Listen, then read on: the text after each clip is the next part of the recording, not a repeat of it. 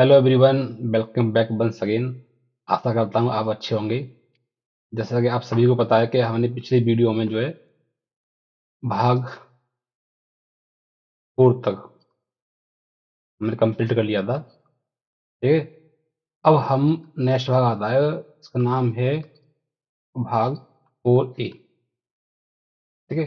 तो इससे संबंधित मैंने क्वेश्चन पीपीटी में नहीं डाले हैं, क्योंकि इसका मुख्य कारण ये है कि इससे क्वेश्चन बेसिक पूछे जाते हैं 4A से।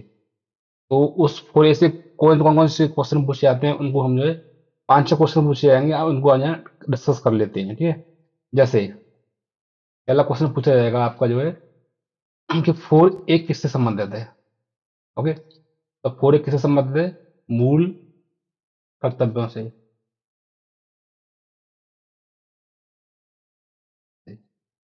इसका नाम होता है फंडामेंटल ड्यूटीज। फोर एक किससे संबंधित है? मूल कर्तव्यों से संबंधित है। कौन सा अमेंडमेंट था, ये पूछ लेता है। तो 42nd जो कॉन्स्टिट्यूशनल अमेंडमेंट 1976 था, जिसके माध्यम से इनको जो है संविधान में शामिल किया गया है। ठीक है। अच्छा, वो कौन सी कमेटी थी इसकी रिकमेंडेशन में इनको संविधान में शामिल किया गया था? तो वो था सरदार सरदार स्वर्ण सिंह स्वर्ण सिंह समिति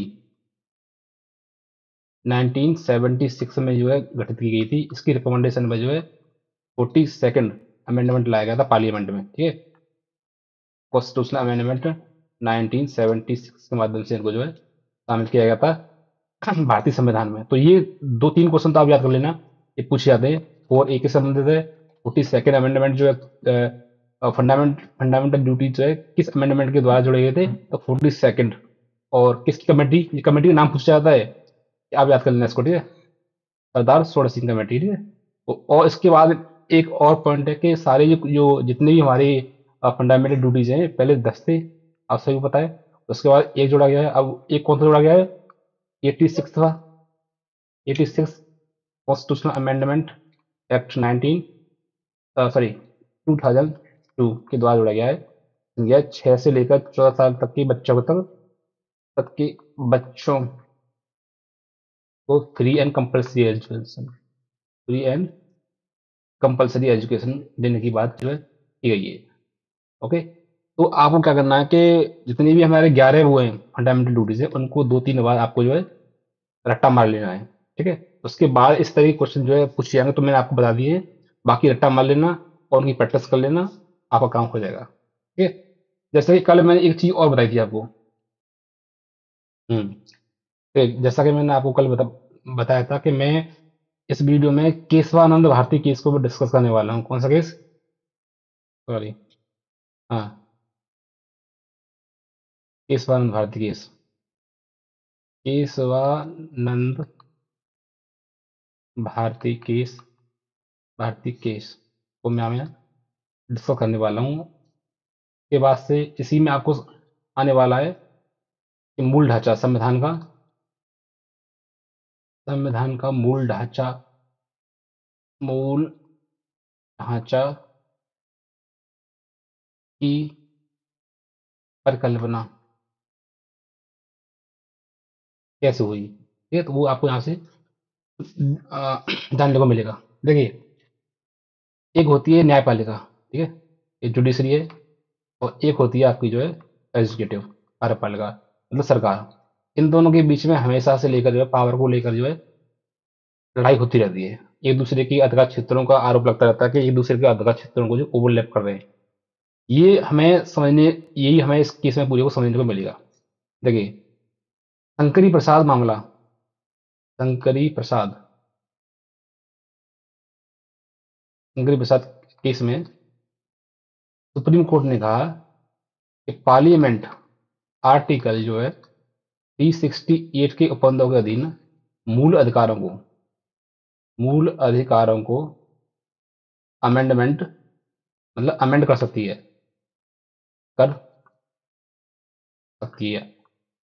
क्योंकि जैसा हम सभी जानते हैं कि मूल अधिकार हमारे भारत संविधान के एक क्या है, एक आदर्श चीज है। और उसी को अमेंडमेंट करने की बात हुई थी। तो आर्टिकल 368 के उपबंध परिधि संतति प्रसाद मामले में सुप्रीम कोर्ट ने कहा कि पार्लियामेंट मूल अधिकारों को कम भी कर सकती है और उनको जो है खत्म भी कर सकती है। लेकिन दूसरा केस हुआ है गोलखनाथ केस। क्या? गोलखनाथ केस में 1967 में सुप्रीम कोर्ट ने अपने पुराने डिसीजन को जो संघीय प्रसारण किया था उसको पलटा और कहा कि पार्लियामेंट जो है मूल अधिकारों को आर्टिकल 368 के बंदों के अधीन न तो कम कर सकती है और न ही अमेंड कर सकती है। न कम कर सकती है, नहीं खत्म कर सकती है। ठीक है, खत्म नहीं कर सकती है। तो उसके बाद पार्लियामेंट ने कहा कि भाई ऐसे कैसे हो जाएगा, ऐसे तो ये तो पार्लियामेंट की या सरकार के जो हाथों को अधिकारों को छीनने के बराबर है। पार्लियामेंट का ये तो न्यायपालिका जानबूझ कर हस्तक्षेप कर रही है और पार्लियामेंट को सीमित करने की कोशिश कर रही है। उसके बाद पार्लियामेंट लेके आई थी 24वां संविधान संशोधन, कॉन्स्टिट्यूशनल अमेंडमेंट एक्ट 1971। उसके माध्यम से पार्लियामेंट ने कहा कि पार्लियामेंट को पूरा अधिकार है तो संविधान में किसी भी भाग को कम कर सकती है। ठीक है। उसके बाद आता है केशवानंद भारती केस। तो केशवानंद भारती केस में यहाँ लगता हूँ जगह खाली है। तो केशवानंद भारती केस में क्या होता है? केशवानंद भारती केस में जो कि 1973 में हुआ था और ये पूछा जाता है पेपर में कई बार। उसमें कहा सुप्रीम कोर्ट ने कहा कि हाँ, पार्लियामेंट जो है आर्टिकल 368 के उपबंधों के अधीन मूल अधिकार को कम भी कर सकती है और खत्म भी कर सकती है। ठीक है। उसके बाद सुप्रीम कोर्ट ने कहा कि खत्म कम भी कर सकती है, खत्म भी कर सकती है, लेकिन संविधान के मूल ढांचे को नहीं खत्म कर सकती है। और संविधान का मूल ढांचा क्या, उसे हम ना समझेंगे कि संविधान के मूल ढांचा की व्याख्या सुप्रीम कोर्ट ने क्या रखी। वो रखी थी जैसे कि नंबर एक, संविधान की सर्वोच्चता। नंबर दो हो सकती है भारतीय जो भारत की जो धर्मनिरपेक्ष छवि है उसको अमेंड नहीं कर सकते आप। संविधान का संघीय रूप है उसको आप अमेंड नहीं कर सकते आप। राज्य की एकता अखंडता है उसको जो अमेंड नहीं कर सकते आप। न्यायिक समीक्षा का जो कॉन्सेप्ट है उसको अमेंड नहीं कर सकते आप।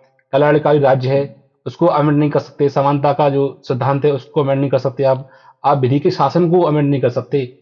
मतलब जो संविधान की नींव है उसको छोड़कर आप किसी को अमेंड कर सकते हैं। तो ये शब्द दिए गए हैं, हालांकि कोई स्पेसिफिक जो है संविधान में लिखा नहीं है इसके इनके बारे में, लेकिन सुप्रीम कोर्ट ने अपनी व्याख्या में कहा है कि इन चीजों को आप जो अमेंड नहीं कर सकते, जो मैंने आपको अभी बताया गया है। ठीक है। ये कॉन्सेप्ट आपको समझ में आ गया होगा। थोड़ा कॉम्प्लिकेटेड था लेकिन मैं शायद आपको समझाने में पड़ रहा हूँ। अगर आप चाहते हैं कि इस पर मैं विस्तृत वीडियो बनाऊँ तो कमेंट सेक्शन में जरूर लिखें। ठीक है। हम चलते हैं अपने एक नए क्वेश्चन पर। पहला क्वेश्चन हमारा ये कह रहा है कि अब शुरू हो रहा है हमारे यहाँ पे भाग 5। ठीक है। इस भाग के कम से कम आपको जो है 5 वीडियो जो है आपको देखने को मिलेंगे, जिससे पूरे आपकी प्रैक्टिस जो होती है कंप्लीट हो जाए हो जाएगी। ठीक है। तो पहला क्वेश्चन देखते हैं कि भारत के राष्ट्रपति को शपथ कौन दिलाता है। तो भारत के राष्ट्रपति को शपथ कौन दिलाता है? ये दिलाता है भारत के मुख्य न्यायाधीश। कौन दिलाता है? भारत के मुख्य न्यायाधीश। और ये क्वेश्चन तो अक्सर जो है पेपर में आपको दिखने को मिलेंगे। तो कौन सा आर्टिकल है वो? आर्टिकल मैं आपको बता देता हूँ। आर्टिकल 60 के तहत जो है भारत के मुख्य न्यायाधीश जो है भारत के राष्ट्रपति को शपथ दिलाते हैं। राष्ट्रपति के महाभियोग का प्रस्ताव किस अनुच्छेद में? तो महाभियोग का प्रस्ताव किस अनुच्छेद में? आर्टिकल 61 में। ये क्वेश्चन पूछ जाता है, इंपोर्टेंट क्वेश्चन है। भारत के राष्ट्रपति का चुनाव कौन करता है? भारत के राष्ट्रपति का चुनाव देखो जनता द्वारा होता है, सीधे जनता द्वारा होता है नहीं। निर्वाचन मंडल द्वारा होता है, यस। केवल लोकसभा द्वारा होता है, नहीं। केवल राज्यसभा द्वारा नहीं होता है। अब निर्वाचन मंडल क्या होता है मैं समझता हूँ। देखो राष्ट्रपति का चुनाव होता है एक निर्वाचन मंडल होता है। प्रेसिडेंट का चुनाव जो होता है उसमें क्या होता है? लोकसभा प्लस के राज्यसभा प्लस के राज्यों की विधानसभा, राज्यों की क्या, sorry, state state legislative assembly plus UT होते हैं उनकी असेंबली। इन सभी की जो निर्वाचित सदस्य होते हैं वो इस निर्वाचन मंडल में शामिल होते हैं और वो इनडायरेक्ट वोट देते हैं। इनडायरेक्ट वोट देने के माध्यम से प्रेसिडेंट का क्या होता है? चुनाव होता है। तो इसका आंसर कौन सा हो जाएगा? बी।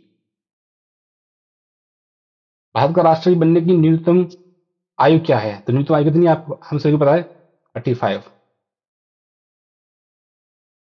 राष्ट्रपति चुनाव विवाद का निपटान कौन करता है?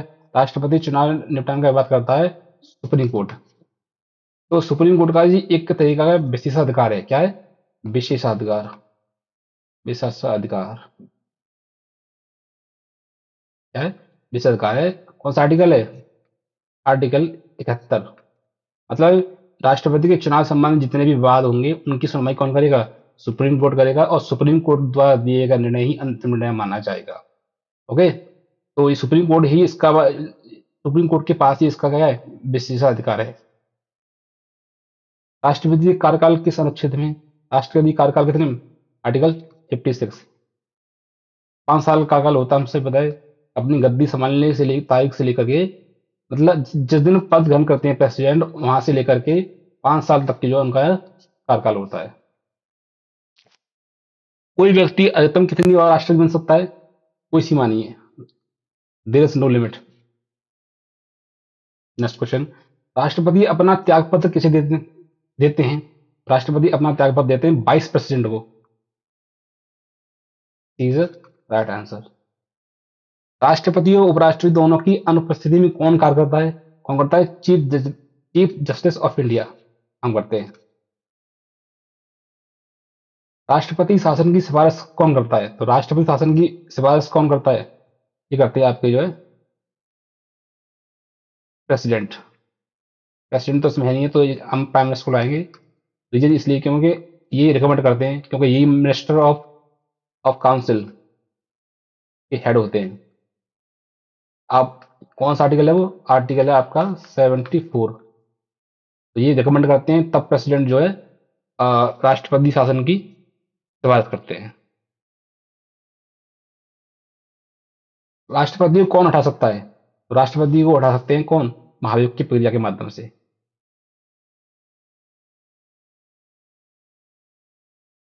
पॉकेट वीडियो का उपयोग किस राष्ट्रपति ने किया है? तो पॉकेट वीडियो का उपयोग किया है ज्ञानी जैल सिंह ने सबसे पहले, और ये अभी तक चला आ रहा है। नेक्स्ट क्वेश्चन है, मृत्यु दंड माफी किस अनुच्छेद में? तो मृत्यु दंड माफी है आर्टिकल 72 में। किस अनुच्छेद ने मंत्रिपरिषद की सलाह को बाध्यकारी बनाया? तो कौन सा है?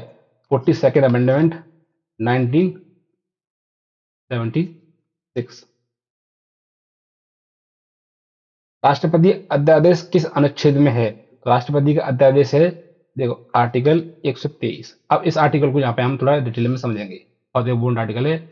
तो ऑर्डिनेंस की जो प्रक्रिया है, ऑर्डिनेंस है, वो आप बताया आर्टिकल 123 में। तो ऑर्डिनेंस होता क्या है, देखो समझो। देखिए, सरकार जो होती है, पार्लियामेंट जो होती है, उसके एक सेशन होते हैं, ठीक है। अगर मान लीजिए प्रेसिडेंट, जिस सरकार ये बैठी है आपकी सरकार, ठीक है। अगर सरकार को किसी ऐसी व्यवस्था से निपटना है, कोई घटना घटित हो गई मान लीजिए देश में, ठीक है। अब उससे निपटना है, उसके लिए कोई कानून नहीं है, और कानून है तो वो अपर्याप्त है। और दूसरी बात है, दूसरी तरफ क्या है कि पार्लियामेंट का सेशन भी नहीं चल रहा है। अब पार्लियामेंट का सेशन नहीं चल रहा है, तो भाई कानून कैसे बनेगा? ऐसी परिस्थिति में आर्टिकल 123 का उपयोग करते हुए राष्ट्रपति ऑर्डिनेंस जारी करते हैं, और एक कानून का एक कच्चा चिट्ठा लेके आते हैं कि भाई इस समस्या से कैसे भी हम निपट लें। उसके बाद 6 हफ्ते के बाद में जो है इसको पार्लियामेंट में जो है पेश करना होता है। पेश करने के बाद अगर ये पास हो गया, तो ऑर्डिनेंस ही क्या बन जाता है? एक एक्ट बन जाता है, ठीक है। मतलब आर्टिकल 123 ये कहता है कि संसद के दोनों सदनों या एक एक सदन का अगर सत्र नहीं चल रहा हो, तो राष्ट्रपति आर्टिकल 123 के उपबंध के अधीन ऑर्डिनेंस जारी कर सकते हैं। ये तो हुआ केंद्र की बात। और राज्यों की बात देखें तो कौन सा आर्टिकल है राज्यों के राज्यपाल के पास? 213। तेरह उपयोग करते हैं। उसके बाद में जो ऑर्डिनेंस जो है राज्यों में जारी किया जाता है। Okay, next question. महाभियोग का प्रस्ताव कौन कर सकता है? तो महाभियोग का प्रस्ताव कौन कर सकता है? संसद का कोई भी सदन कर सकता है। Okay, any house of the parliament. Article कौन सा है? तो इसका आर्टिकल है 61। महाभियोग के लिए आवश्यक बहुमत कितना है? 2/3 majority. Right answer. Next question, कौन से राष्ट्रपति बिना विपक्ष के चुने गए, मतलब अपोजिशन के, मतलब कौन से? नीलम संजीव रेड्डी जो निर्विरोध चुने गए थे। नेक्स्ट क्वेश्चन, राष्ट्रपति किसका हिस्सा है? एग्जीक्यूटिव का, जुडिशरी का, पार्लियामेंट का? पार्लियामेंट का हिस्सा है। हम सभी जानते हैं कि पार्लियामेंट जो है, पार्लियामेंट 3 अंग होते हैं।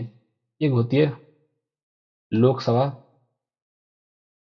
एक होती है राज्यसभा,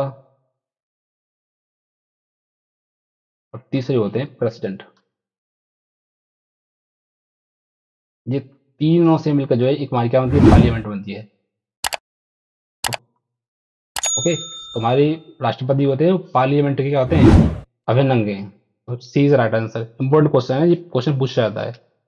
राष्ट्रीय आपातकाल किसके द्वारा घोषित की जाती है? राष्ट्रीय आपातकाल घोषित की जाती है आपकी पार्लियामेंट के द्वारा, ठीक है, सही, प्रेसिडेंट के द्वारा। तो नेशनल इमरजेंसी का कौन सा आर्टिकल है, भाग कौन सा है? भाग है 18। और आर्टिकल कौन सा है? 352, नेशनल इमरजेंसी। पढ़ेंगे आने वाली लेक्चर्स में इसको। राष्ट्रपति संसद को बुला सकता है, राष्ट्रपति संसद को बुला सकता है, तो किस आर्टिकल तक बुलाता है? तो आर्टिकल इसका है 85। Right answer. और उपराष्ट्रपति को कौन हटाता है? तो उपराष्ट्रपति को राज्यसभा हटाती है। ओके, राष्ट्रपति किसके सामने शपथ लेता है? तो राष्ट्रपति या उससे ये रिपीट क्वेश्चन हो गया, सीजीआई। इस राष्ट्रपति ने खुद को वर्किंग प्रेसिडेंट कहा? तो ये कहा है डॉक्टर राजेंद्र प्रसाद ने। राष्ट्रपति किस सदन को भंग कर सकता है? तो राष्ट्रपति कर सकता है लोकसभा को। तो लोकसभा एक अस्थायी सदन है, राज्यसभा एक परमानेंट हाउस है, तो इसको जो है राष्ट्रपति जो है भंग नहीं कर सकते। राज्यसभा में मनोनीत सदस्य किसके द्वारा होते हैं? तो होते हैं प्रेसिडेंट के द्वारा। कितने होते हैं? 12। 12 सदस्य होते हैं, जिन्हें कला, विज्ञान, साहित्य और समाज सेवा में अच्छा ज्ञान अनुभव होता है। तो जो राष्ट्रपति होते हैं वो राज्यसभा में 12 सदस्यों को नॉमिनेट करते हैं। अध्यादेश किसकी मंजूरी पर निर्भर करता है? अध्यादेश निर्भर करता है, किसकी मंजूरी पर निर्भर करता है? पार्लियामेंट की। क्यों? इसका रीजन है, देखो इसका आंसर ये भी हो सकता है, इसका आंसर ये भी हो सकता है, इसका आंसर ये भी हो सकता है, लेकिन एंड एंड में तो पार्लियामेंट की सहमति होती है, तभी तो अध्यादेश एक्ट बनता है। राष्ट्रपति को सलाह कौन देता है? तो राष्ट्रपति को सलाह देता है मिनिस्टर ऑफ काउंसिल। इसको कौन हेड करता है? इसको प्राइम मिनिस्टर। कौन सा आर्टिकल है? आर्टिकल में देखो, आर्टिकल में इसलिए लिखता हूं कि आर्टिकल आपको याद हो जाए। हम ऐसे ऐसे पढ़ेंगे तभी आपको आर्टिकल याद होंगे, अगर किताब लेके बैठोगे तो आपको आर्टिकल याद नहीं हो सकते। तो जितने मैं आर्टिकल बार बार इसलिए लिखता हूँ ताकि आपको वो याद रहें, और याद रहें तो आपको जो है पेपर में दिक्कत ना हो। नेक्स्ट क्वेश्चन देखते हैं, राष्ट्रपति चुनाव की प्रक्रिया किस अनुच्छेद में है? तो राष्ट्रपति चुनाव जो इलेक्शंस होते हैं, कौन से election? Article 54 is the right answer. CAG की नियुक्ति कौन करता है? तो कैग की नियुक्ति हमेशा कौन करता है? प्रेसिडेंट करते हैं। कौन सा आर्टिकल है? आर्टिकल 148। किस राष्ट्रपति ने ऑफिस ऑफ प्रोविडेंट बिल पर हस्ताक्षर नहीं किए? तो नई शब्दों को हमेशा ध्यान रखना है, क्योंकि नई शब्द आप कई बार आपकी जो क्वेश्चन को आते हुए क्वेश्चन गलत कर देता है। तो कौन थे? एपीजे अब्दुल कलाम, कलाम साहब थे। यूपीएससी अध्यक्ष की नियुक्ति कौन करता है? प्रेसिडेंट करता है, इसमें तो कोई दोहराई नहीं है। इस राष्ट्रपति की कार्यकाल में मृत्यु हुई थी? तो मृत्यु दो दो की हुई है, लेकिन इसमें जो ऑप्शन दे रखा है तो Fakhruddin Ali Ahmed is right answer. कौन सा मौलिक अधिकार आपातकाल में निलंबित हो सकता है? तो इसमें हो सकता है, देखो कौन सा मौलिक अधिकार आपातकाल में निलंबित हो सकता है? तो देखो इसमें तो जो आर्टिकल ये भी हो सकता है, और लेकिन इसके लिए प्रेसिडेंट की अनुमति चाहिए होगी, ठीक है। ये तो हो ही नहीं सकता, ये तो आप कर ही नहीं सकते। तो इसका आर्टिकल कौन सा है? आर्टिकल है आपका जो है, आप देखोगे आर्टिकल 358 और आर्टिकल 349 में आपको जो है डिटेल में पढ़ना है इसको, ठीक है, आपको देखने को मिलेगा। राष्ट्रपति की सलाह की जांच न्यायालय में नहीं कर सकता है, किस अनुच्छेद में है? तो ये तो 74 का second law is right answer. मतलब आर्टिकल 74 ये कहता है कि राष्ट्रपति को सलाह एवं सहायता देने के लिए एक काउंसिल होगी जिसका प्रधान प्रधानमंत्री होंगे, और जो सलाह दी गई है वो उसकी किसी भी न्यायालय में जांच नहीं हो सकती, ये सब क्लॉज 2 में लिखा है। ओके। राष्ट्रपति की प्रतिरक्षा किस अनुच्छेद में? देखो प्रतिरक्षा का मतलब क्या है यहाँ पे, मतलब माफ करने की वो जो उसकी कैपेसिटी होती है वो उसमें जो है बताया गया। कौन सा है? आर्टिकल 72। वित्तीय आपातकाल किस अनुच्छेद में है? तो वित्तीय आपातकाल है आर्टिकल 360 में। इसको पढ़ेंगे जब हम इमरजेंसी प्रोविजन पढ़ेंगे भाग 18 में। अटॉर्नी जनरल की नियुक्ति कौन करता है? अटॉर्नी जनरल की नियुक्ति कौन करता है? प्रेसिडेंट करते हैं। और प्रेसिडेंट के पश्चात पर्यंत ही जो है पद धारण करते हैं, और प्रेसिडेंट ही इनकी वेतन भत्ते पेंशन को क्या करते हैं? निर्धारित करते हैं। और ये क्वेश्चन जो है आ चुका है यूपीपीसीएस में। यूपीपीसीएस में आ चुका है, शायद ये 2019 में आया है, शायद 2020 में आया है, आई एम नॉट श्योर। आप देख लेना, इंपॉर्टेंट क्वेश्चन है कि अटॉर्नी जनरल किसके पश्चात पर्यंत पद धारण करते हैं, तो कौन है वो? मतलब उनकी कृपा पर डिपेंड करते हैं, वो चाहे तो कभी उठा सकते हैं, इसका मतलब ये हुआ। तो कौन है वो? प्रेसिडेंट है। ये कौन आर्टिकल? इसका आर्टिकल आपको बता देता हूँ। तो ये कौन सा आर्टिकल में है? Attorney general. अटॉर्नी जनरल है आपके आर्टिकल 76 में। राष्ट्रपति अगले सदस्य कहाँ भेजता है? तो देखो पहले भेजते थे, अब नहीं भेजते, अब ये खत्म कर दिया है कॉन्सेप्ट। राष्ट्रपति का अभिभाषण किस अनुच्छेद में? तो आर्टिकल 76 में। देखो आर्टिकल 76 ये कहता है कि प्रत्येक चुनाव के बाद या प्रत्येक वर्ष के पहले अधिवेशन को राष्ट्रपति जो है अभिभाषण देते हैं। और वो अभिभाषण में फिर क्या होता है कि पार्लियामेंट के दोनों हाउस में क्या होता है, वो रखा जाता है, लोकसभा में रखा जाता है और राज्यसभा में रखा जाता है। उसके बाद इनकी वोटिंग होती है। वोटिंग होती है, इसी प्रस्ताव को बोला जाता है थैंक्सफुल मोशन, धन्यवाद प्रस्ताव। ठीक है। अगर ये पास नहीं हुआ तो गवर्नमेंट गिर सकती है, पता है आपको? ये इसका पास होना बहुत जरूरी होता है। उपराष्ट्रपति के लिए न्यूनतम सेम है, बी राइट आंसर। राष्ट्रपति चुनाव में प्रस्तावों की न्यूनतम संख्या, जो तो पेपर में पूछा गया है, तो राष्ट्रपति चुनाव के लिए प्रस्तावों की संख्या कितनी होती है? 50। 50 प्रस्तावक और 50 ही अनुमोदक होना जरूरी है। नेक्स्ट क्वेश्चन, राष्ट्रपति चुनाव के लिए मतदान सूची कौन तैयार करता है? इलेक्शन कमीशन तय करता है, जैसी बात है। किस राष्ट्रपति ने 2 बार लोकसभा भंग की? 2 बार, इसमें तो डॉक्टर राजेंद्र प्रसाद, आर वेंकटरमन, जयसिंह कलाम। इसमें ऑप्शन गलत दिए मुझे लग रहा है, तो इसका शायद नीलम संजीव रेड्डी या ऐसा कुछ है। तो इसमें तो आंसर वो है ही नहीं है। तो इसको हम बाद में देखते हैं क्वेश्चन को। किस राष्ट्रपति ने कहा कि मैं रबर स्टैंप नहीं हूं? वेरी इंपॉर्टेंट क्वेश्चन है। कौन है? के R Narayan. K R Narayan is a right answer. Money bill किसकी मंजूरी के बाद कानून बनता है? किसकी मंजूरी के बाद? लोकसभा। मनी बिल कौन सा आर्टिकल में आपको बताना है? तो मनी बिल है आपका आर्टिकल 110 में। और ये मनी बिल के संदर्भ में लोकसभा को पूरी पावर दी गई है। किसको? लोकसभा को पूरी पावर दी गई है, राज्यसभा के हाथ में कुछ नहीं है। सलाहकार अधिकारिता किस अनुच्छेद में? मतलब सलाहकारी advisory jurisdiction is under, advisory jurisdiction under है आर्टिकल 143 में। 143 ये कहता है कि राष्ट्रपति जरूरी पड़ने पर सुप्रीम कोर्ट से सलाह मशवरा कर सकता है 2 मामलों में। एक होता है कि किसी कॉन्स्टिट्यूशनल जो कॉन्सेप्ट वो विषय आ जाए उस पर कर सकता है। नंबर 2, कोई सामान्य विषय आ जाता है उस पर कर सकता है। ठीक है। तो लेकिन वो बाध्यकारी नहीं है इन विषयों के लिए मानने के लिए। ठीक है। नेक्स्ट क्वेश्चन, हाई कोर्ट जज की नियुक्ति कौन करता है? सेम बिल्कुल, इसमें तो कोई पूछने वाली बात ही नहीं है। Is right answer. राष्ट्रपति किस तिथि से अग्रिम राशि निकल सकता है? तो वो है, मतलब तिथि से पहले ही निकाल सकता है। तो कौन सी होती है? आकस्मिक निधि, इसको कॉन्टीजेंसी फंड भी बोला जाता है। राष्ट्रपति इसका क्या होता है? अंडर होता है, अंडर में होता है। राष्ट्र राष्ट्रपति की कौन सी शक्ति केवल मंत्री परिषद की सलाह पर ही प्रयोग की जा सकती है? बहुत अच्छा क्वेश्चन है। लोकसभा भंग करना, क्षमादान शक्ति, राष्ट्रीय आपातकाल, राज्यपाल नियुक्ति। तो इसका आंसर होगा ये भी नहीं होगा, ये भी नहीं होगा, ये भी नहीं होगा। मतलब इसका आंसर होगा लोकसभा भंग करना, क्योंकि जब तक प्रधान मिनिस्टर नहीं कहेंगे तो राष्ट्रपति लोकसभा को भंग नहीं कर सकते। राष्ट्रपति राष्ट्रीय आपातकाल किस अनुच्छेद में ला सकते हैं? ये तो पता ही आपको, जाए हमसे पता है कि कौन से भाग है? भाग 18 और आर्टिकल, आर्टिकल आपको याद होगा, मैं गारंटी ले रहा हूं जितने आर्टिकल मैंने रिपीट कर रहा हूँ लिख लिख के, आपको सब याद हो गए होंगे। तो जिसमें आर्टिकल 352, 356, 360, इसमें क्या है, नेशनल इमरजेंसी, नेशनल इमरजेंसी, ठीक है। और इसमें क्या है, president rule, president rule, okay. इसमें क्या है, फाइनेंशियल इमरजेंसी, ओके। इसको जब हम भाग 18 पढ़ेंगे तो डिटेल पढ़ने वाले हैं। मृत्युदंड को कम करने की राष्ट्रपति की शक्ति किस अनुच्छेद में, कौन सा आर्टिकल है वो, आर्टिकल 72। और इसी में आपको ये बता दूं कि उसके पास कौन सी है, उसके बाद राज्यपाल के पास है, तो राज्यपाल के पास होती है आर्टिकल 161 में, ओके।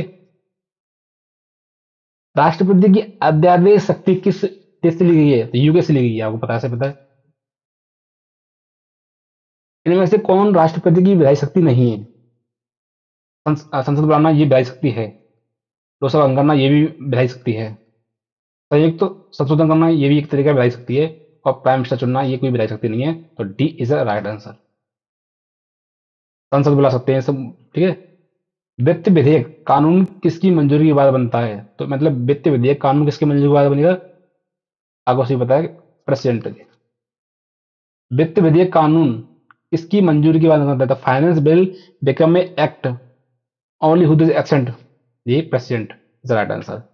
वो आप समझ रहे होंगे, वो वित्त वो मनी बिल होता है, वो मनी बिल कौन सा मनी बिल होता है, जब वो स्पीकर जो है कि अंडर में होता है वो, ठीक है। ये फाइनेंस बिल की बात है, दोनों अलग अलग अंतर है दोनों का, ठीक है।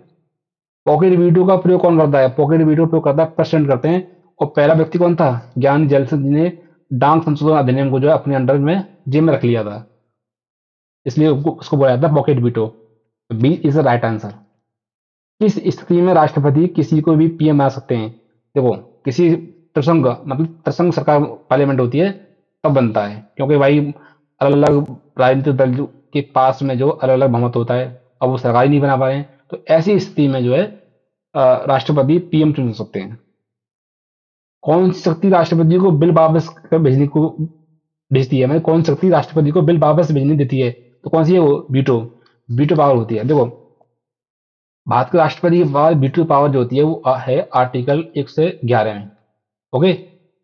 और राज्यों के राज्यपाल के पास कौन सी है, आर्टिकल 200 में, ठीक है। तो भारत के राष्ट्रपति के पास सिर्फ 3 तरह की वीटो होती हैं। एक वीटो वो होती है जिसको हम बोलते हैं एब्सोल्यूट वीटो, दूसरी होती है सस्पेंशन वीटो, वीटो, और तीसरी होती है pocket veto, pocket veto, okay. Absolute veto का मतलब जो होता है कि इसको बोलते हैं अत्यांतरिक वीटो, और सस्पेंशन वीटो का मतलब होता है कि मतलब उसको निलंबित करना, और पॉकेट वीटो का मतलब पॉकेट वीटो होता है ये। तो एब्सोल्यूट वीटो के अंदर क्या होता है, जब पार्लियामेंट के द्वारा कोई भी कानून पास होकर जाता है, मतलब जो अली पार्लियामेंट है, ठीक है। पार्लियामेंट होती है लोकसभा है इधर, और इधर राज्यसभा है, ठीक है, राज्यसभा है, ठीक है। और यहाँ से पास हुआ, और यहाँ से पास होने के बाद कहाँ जाएगा वो, प्रेसिडेंट के पास जाएगा। जब तक प्रेसिडेंट के साइन नहीं होंगे जब तक कोई विधेयक कानून नहीं बन सकता है। तो यहाँ से पास होने के बाद कानून कहाँ जाएगा, प्रेसिडेंट के पास जाएगा। तो प्रेसिडेंट के पास में जाएगा, तो प्रेसिडेंट के पास आर्टिकल 111 के तहत वीटो पावर है। तो कौन सी वीटो पावर है पहली, तो एब्सोल्यूट वीटो। तो एब्सोल्यूट वीटो में क्या होता है, कोई विधेयक को जो है अपने पास सुरक्षित रख लेते हैं, ना तो उसको उस पर मतलब जो है अपनी सहमति देते हैं, ना उसको वापस भेजते हैं पार्लियामेंट में, तो उसको बोला जाता है absolute veto, absolute veto, okay.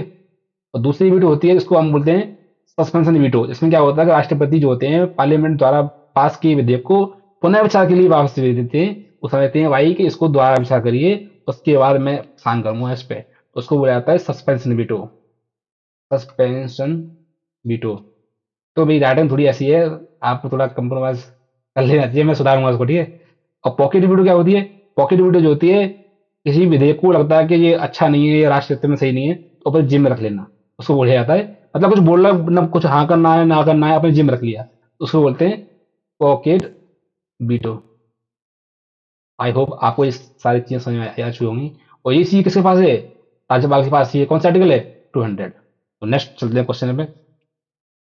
Bharat में एजी की नियुक्ति कौन करता है, एजी अटॉर्नी जनरल है यहाँ पे लगाना, अटॉर्नी जनरल। तो अटॉर्नी जनरल की नियुक्ति कौन करता है, प्रेसिडेंट करते हैं। कौन सा आर्टिकल है इसका, अटॉर्नी जनरल का, आर्टिकल है 76। सिक्स। और ऐसी राज्य में होता है। राज्य में कौन सा होता है? राज्य में होता है आपका जो आर्टिकल 165, राज्य का महाधिवक्ता उसको बोलते हैं। वो जैसे केंद्र सरकार में जो अटॉर्नी जनरल होता है, वो उसका काम होता है सरकार का पक्ष रखना कोर्ट में। सरकार की तरफ से वो केस लड़ता है। जब सरकार किसी मामले पर जो है केस लड़ती है, तो उसकी तरफ से पक्ष रखने का काम होता है अटॉर्नी जनरल का। ऐसे ही होता है राज्य सरकारों में एक कानूनी अधिकारी होता है, जिसका नाम होता है राज्य का महाधिवक्ता। वो राज्य सरकार का पक्ष रखता है अपने कोर्ट में। तो दोनों अलग अलग होते हैं, दोनों का अलग अलग संविधान में प्रावधान किया गया है। दोनों संवैधानिक पद हैं। आर्टिकल 76 में अटॉर्नी जनरल, और राज्य के महाधिवक्ता कौन सा है? आर्टिकल 165, 165 में। करते हैं नेक्स्ट क्वेश्चन। राष्ट्रपति शासन किस अनुच्छेद में है? देखो, very very important question. Article तो आपको याद हो गए होंगे, मैं तो गारंटी दे रहा हूँ इस बात की। कौन सा आर्टिकल है? आर्टिकल 356। 356 ये कहता है, अगर कोई राज्य का शासन संविधान के अनुकूल नहीं चल रहा है, या उसका संवैधानिक तंत्र बिगड़ चुका है, तो भारत का राष्ट्रपति आर्टिकल 356 के उपबंधों के अधीन उस राज्य में क्या ला सकता है? प्रेसिडेंट रूल, प्रेसिडेंट रूल लगा सकता है। ठीक है। तो कौन सा आर्टिकल है? आर्टिकल 356। वित्तीय आपातकाल कौन घोषित करता है? प्रेसिडेंट ही घोषित करते हैं। कौन सा आर्टिकल है? Article 360। Next question. Court martial की सजा कम करने की शक्ति किसके पास है? प्रेसिडेंट के पास है। तो प्रेसिडेंट, मैंने क्या लिखा है इसमें? हाँ, कोर्ट मार्शल की सजा कम करने की शक्ति किसकी है? तो मतलब ये क्वेश्चन है हिंदी में थोड़ा गलत लिखा है, इंग्लिश में सही लिखा है। ये पूछा है कि वो किस प्रकार की वो पावर है। पावर होती है वो डिस्क्रिशनरी पावर होती है, विवेकाधीन पावर होती है। किसकी होती है? प्रेसिडेंट की। प्रेसिडेंट की वो क्या होती है? विवेकाधीन शक्ति होती है। इसको बोलते हैं विवेकाधीन शक्ति होती है। मतलब उसके विवेक पे डिपेंड करती है, उस पर किसी बात का लोड नहीं है। किसी बात कहने पे किसी की सजा माफ नहीं करेगा। ठीक है। तो कौन सा आर्टिकल है वो? आर्टिकल 72 के तहत कोर्ट मार्शल द्वारा पाई गई सजा को भी क्या कर सकता है वो? कम कर सकता है, खत्म कर सकता है। कौन? प्रेसिडेंट, हमारे प्रेसिडेंट। याद रखना, ठीक है। कौन कौन से होते हैं? एक केंद्रीय केंद्रीय लॉ, केंद्रीय लॉ होते हैं कानून के तहत सहमति उसको खत्म, कम कर सकता है, खत्म कर सकता है। कोर्ट मार्शल होता है लोगों का, ठीक है। क्या? कोर्ट मार्शल के तहत पाई गई सजा को भी क्या कर सकता है वो? माफ कर सकता है। लेकिन जो राज्य राज्य विधि के तहत जो सजा मिलती है, उसको उसको माफ नहीं कर सकता, क्योंकि वो इसका क्षेत्र है राज्यपाल का। इसका राज्यपाल का कौन सा आर्टिकल है? आर्टिकल 161। ठीक है, आपको समझ आएगा, आर्टिकल आपको याद रखना है, ठीक है। चलते हैं नेक्स्ट क्वेश्चन। अध्यादेश कितने सप्ताह में मंजूर होना चाहिए? तो अध्यादेश मंजूर होता है आपका 6 हफ्ता, मतलब 42 दिन मंजूर हो जाना चाहिए, नहीं तो ऑटोमेटिकली खत्म हो जाता है। तो आपको सही पता कौन सा आर्टिकल है? तो आर्टिकल, इसको थोड़ा दोबारा समझाता हूँ, शायद मैं वहां पर अच्छी तरह से आपको समझा नहीं पाया था। देखो, आर्टिकल 123 क्या कहता है? ये तो होता है, ये कहता है, अगर संसद के सदन, लोकसभा राज्यसभा, संसद के दोनों सदन का सत्र नहीं चल रहा हो, या किसी एक सदन का सत्र नहीं चल रहा हो, तो राष्ट्रपति क्या होता है? आर्टिकल 123 के उपबंधों के अधीन एक ऑर्डिनेंस जारी कर सकते हैं। क्या कर सकते हैं? ऑर्डिनेंस जारी कर सकते हैं। ऑर्डिनेंस क्या होता है? ऑर्डिनेंस होता है एक तरीका का कच्चा कानून। मतलब कोई समस्या देश में उत्पन्न हो गई है, और उसको निपटने के लिए कानून नहीं है, और है तो अपर्याप्त है। ऐसी परिस्थिति में हम कैसे निपटेंगे उससे? और पार्लियामेंट भी नहीं है, पार्लियामेंट का भी सेशन नहीं चल रहा है। भाई, पार्लियामेंट का सेशन चलेगा तभी तो कानून बनेगा, या कानून का अमेंडमेंट होगा। वो है नहीं है सेशन में। तो ऐसी परिस्थिति में, विपरीत परिस्थितियों में क्या करता है राष्ट्रपति? आर्टिकल 123 का उपयोग करते हुए ऑर्डिनेंस जारी करते हैं। ये ऑर्डिनेंस में लिखा होता है कि इस समस्या से कैसे निपटेंगे निपटेंगे। बाकी बाद में पार्लियामेंट जो है, जब सेशन में आ जाती है, तो उसके समक्ष ये ऑर्डिनेंस रखा जाता है। अगर उसने पास कर दिया कि भाई सरकार द्वारा जो दिया गया ऑर्डिनेंस, मतलब राष्ट्रपति के द्वारा पास किया गया ऑर्डिनेंस जो है सही है और कानून बनना चाहिए, और इसने पास कर दिया, तो ये बन जाएगा एक्ट। और नहीं किया तो ये खत्म हो जाएगा, यहीं पे खत्म हो जाएगा, ठीक। तो ये ऑर्डिनेंस जारी करने की शक्ति कौन सी है? आर्टिकल 123। और राज्यपाल के पास कौन सी शक्ति है? आर्टिकल, ये आता है पेपर में, पीछे से में तो कई बार पूछा है, आर्टिकल 213। ये दोनों आर्टिकल आपको याद रखने हैं। देखो, 123 और 213, तो उल्टा एक दूसरे का, ठीक है। याद रखना इसको। राष्ट्रपति अध्यादेश कब जारी करते हैं? मतलब कब जारी करते हैं? देखो, वही क्वेश्चन आ गया जो मैंने अभी डिस्कस किया था, क्या पार्लियामेंट इज नॉट सेशन, जब पार्लियामेंट का सत्र नहीं चल रहा हो तो भारत के राष्ट्रपति आर्टिकल 123 का उपयोग करते हुए ऑर्डिनेंस जारी कर सकते हैं। नेक्स्ट क्वेश्चन, कौन सी शक्ति राष्ट्रपति को सर्वोच्च कमांडर बनाती है? सर्वोच्च कमांडर मतलब कौन सी बनाती है? आपकी military, military power. Okay. Next question, राष्ट्रपति किसे सीधे हटाते हैं? राष्ट्रपति किसे सीधे हटाते हैं? CGI, EC, governor, UPSC chairman? इसका आंसर कौन सा है? सी, गवर्नर। भारतीय संविधान में कहीं भी नहीं लिखा है कि गवर्नर को कैसे हटाया जाए, मतलब गवर्नर के हटाने का प्रोसेस का ही भारतीय संविधान में उल्लेख नहीं है। वो केवल केवल जो है राष्ट्रपति का एजेंट होता है, उसी के कहने पर ही क्या करता है, वो काम करता है, उसी के प्रसाद पर्यंत ही पद धारण करता है। वो चाहेगा तो रहेगा, वो चाहेगा तो बेचारा पद का इस्तीफा देके अपने घर पेंशन पे आ जाएगा। नेक्स्ट क्वेश्चन, राष्ट्रीय आपातकाल में मौलिक अधिकार कौन निलंबित करता है? तो राष्ट्रीय आपातकाल में मौलिक अधिकार निलंबित कौन सा प्रेसिडेंट करते हैं? इसके लिए आपको पढ़ना पड़ेगा आर्टिकल 358 और आर्टिकल 359। इसमें दी गई व्यवस्था बताई गई है कि कौन कौन से मौलिक अधिकार आपको मतलब निलंबित हो सकते हैं और कौन कौन से नहीं हो सकते। तो जब पढ़ाऊंगा तो मैं आपको जो बताऊंगा आगे एनालिसिस में। अध्यादेश शक्ति किस अनुच्छेद में? देखो आ गया, तो ये तो सेंटर के लिए और ये कौन से के लिए? राज्यों के लिए, राज्यों के लिए।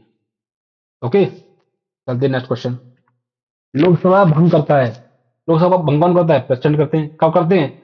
जब प्राइम मिनिस्टर कहता है कि भाई अब कर दो, हमारी सरकार नहीं है, हमारे पास बहुमत नहीं है, तो बहुमत नहीं है तो राष्ट्रपति जो उसको कहते हैं डिसॉल्व कर सकते हैं। कौन सा आर्टिकल है? आर्टिकल कहता हूँ इसका, आर्टिकल 85 का 2 है, पर मैं श्योर हूँ इसके लगता है मुझे। नेक्स्ट क्वेश्चन, राज्य आपातकाल किस शक्ति का हिस्सा है? मतलब राज्य में जो स्टेट में जो इमरजेंसी लगती है वो किस शक्ति का हिस्सा है? आपको पता है? ये आपका है एग्जीक्यूटिव इमरजेंसी कह सकते हैं इसको भी ये तरीके से। कौन सा आर्टिकल है वो? Article 356 is the right article. Next question, राष्ट्रपति को कौन उठाता है? राष्ट्रपति को हम सभी जानते हैं पार्लियामेंट हटाती है। पार्लियामेंट किसके द्वारा हटाती है? महाभियोग के द्वारा। तो ये महाभियोग की मैं आपको यहाँ पे थोड़ा समझा देता हूँ। महाभियोग होता क्या है? देखो पहली बात तो जो महाभियोग होता है, महाभियोग, महाभियोग कहाँ से लिया गया है? ये लिया गया हमने जो है यूएसए से, प्रोसेस, ठीक है। और आर्टिकल कौन सा है? आर्टिकल आपका है 61। आर्टिकल 61 ये कहता है कि भारत का राष्ट्रपति अगर संवैधानिक उपबंधों को उल्लंघन करता है या उसको न्यून करने की कोशिश करता है तो आर्टिकल 61 के उपबंधों के अधीन महाभियोग प्रक्रिया का उल्लेख किया गया है। उसके तहत उसको जो है इम्पीच किया जा सकता है, मतलब उसको जो है महाभियोग करके हटाया जा सकता है। अब होता क्या है, देखो ये हमारी देखो पार्लियामेंट है, मान लीजिए ये पार्लियामेंट है, इसके दो हाउस हैं। एक हाउस है लोकसभा, ठीक है, ये आपकी लोकसभा है, और दूसरा हाउस है आपका राज्यसभा, ठीक है। पहले जो क्या होता है कि मान लीजिए कोई राष्ट्रपति उसने गलत काम किया, संविधान को जो है उल्लंघन किया है, तो उस पर आरोप किए जाते हैं, मतलब आरोप लगाए जाते हैं कि भाई किन चीजों से लगा, ऐसा लगा महसूस हुआ है कि राष्ट्रपति ने जो है संविधान का उल्लंघन किया है। तो वो कितने मेंबर होने चाहिए? वो होने चाहिए 1/4 मेंबर ऐसे होने चाहिए जो आरोप तय करते हैं राष्ट्रपति ने देखो ये उल्लंघन किया, ये किया है। आरोप तय करने के बाद वो किसी भी सदन में, चाहे लोकसभा में पेश कर सकते हैं चाहे राज्यसभा में पेश कर सकते हैं उसको, आरोपों को।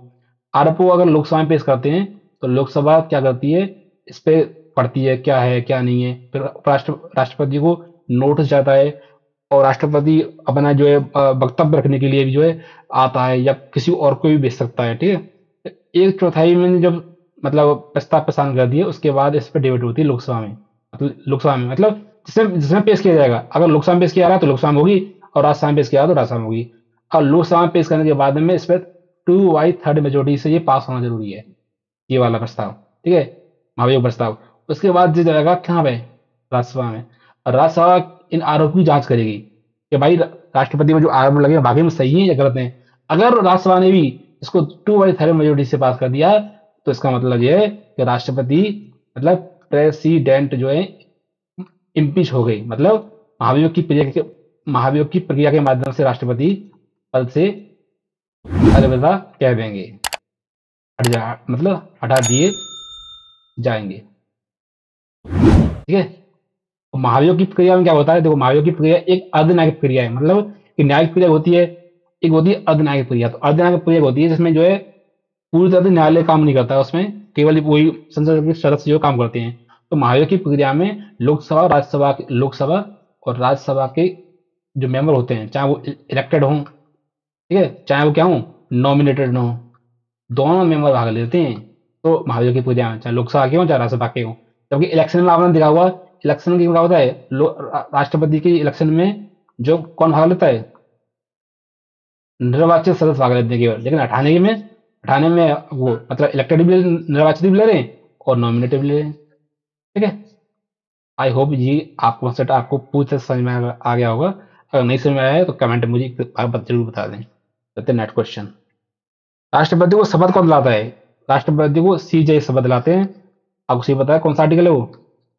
Article 60 plus 60। राज्यसभा में कितने सदस्य नामित होते हैं? 12। कौन करता है? राष्ट्रपति। मतलब राष्ट्रपति क्या करते हैं?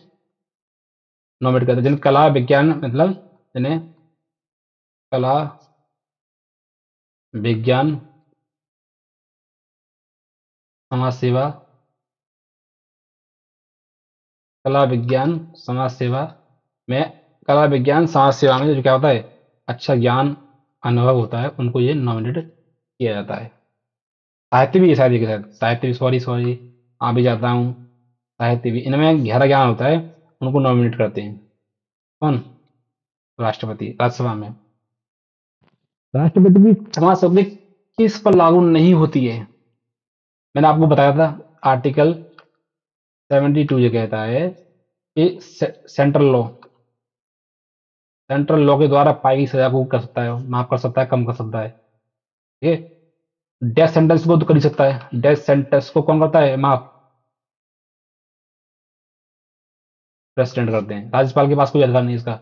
दूसरी बात है सेंट्रल लॉ के मार्शल मतलब मार्शल लॉ तो हम क्या बोलते हैं, मार्शल लॉ के तहत जो सजा मिलती है उसको भी राष्ट्रपति क्या कर सकते हैं, माफ कर सकते हैं। लेकिन जो स्टेट जो होता है, मतलब जो स्टेट लोग होते हैं, वो राष्ट्रपति के अंडर नहीं आते, वो किसके अंडर में आते हैं? वो आते हैं आर्टिकल 161 के अकॉर्डिंग राज्यपाल के अंदर। मतलब राज्यपाल राज कानून की तहत सजा मिलेगी, उसको कौन माफ करेगा? राज्यपाल। तो आई होप यहाँ पर होता है हमारा एंड। आई होप ये वीडियो आपको बहुत अच्छा लगा होगा। अगर वीडियो आपको जो अच्छा लगा है तो लाइक करिए, शेयर करिए और सब्सक्राइब करिए। और आने वाले समय में आपका जिस तरीके से हमें प्यार दे रहे हैं वो उसको देखकर मेरा उत्साह इतना बढ़ चुका है कि मैं और भी अच्छी कंटेंट लेके आने वाला हूँ। और बच्चे का टेलीग्राम पे एक मैसेज आया था कि sir please please please UP sorry UPSI की PYQ सॉल्व करा दीजिए इंडियन पॉलिटी के। तो देखो मैं बच्चों को आपको बताता हूँ, इस पर काम चल रहा है, इस पर टीम काम कर रही है वो मटेरियल तैयार करने में। उसके बाद मैं इसी को लेके आने वाला हूँ। तो इस अब तक हमने क्या पढ़ा है? अब तक हमने जो है भाग जो है पाँच, भाग 5 में हमने केवल प्रेसिडेंट प्रेसिडेंट को क्या है, खत्म किया है। ठीक है। उसके बाद अब नेक्स्ट वीडियो आने वाली है, उसमें आएगा कौन सा आएगा, 22% आएंगे। ठीक है, पहला दूसरा दूसरा प्राइम मिनिस्टर PM आएंगे और तीसरा आएगा मिनिस्टर ऑफ काउंसिल। ये 3 टॉपिक आएंगे आपके एक वीडियो में। ओके।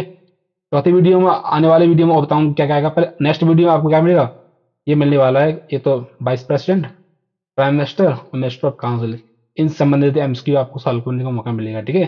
तो आप लगातार जो प्रैक्टिस करते रहिए और एग्जाम आपका पास में। तो मिलते हैं कल। Thank you.